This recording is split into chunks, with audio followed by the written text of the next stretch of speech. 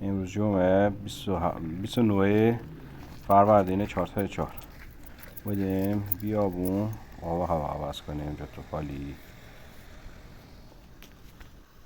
بریم ببینیم بچه ها چه کار میکنن.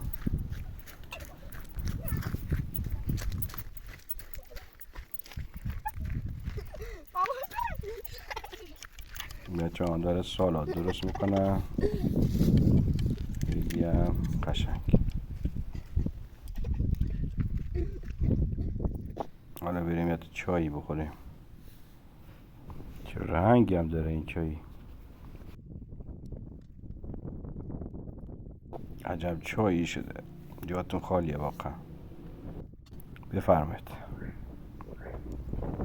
این هم از برنجی که دم گذاشتیم، گوجه و عدس و زیر سیاه روش هم آتیش برنجا که دم گذاشتیم. میریم یه چایی میخوریم.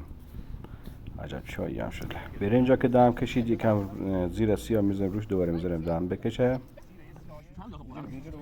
دم کشید حالا یکم هم میزنیم و روش جان میکنیم. اینم از نتیجه کار بچه ها میکنن. جاتو خالی. حالا جالبه که غذا که جا خورده میمونه ناخونه داشتیم. اینا از گله گوسفند میرن آب بخورن. دختر ما میگه یکم برنج بدیم گوسفندا میبره برشون که نوش جان کنن. این قسمت اینا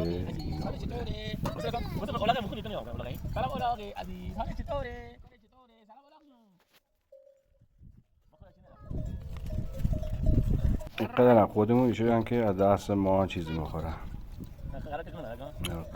قشنگ.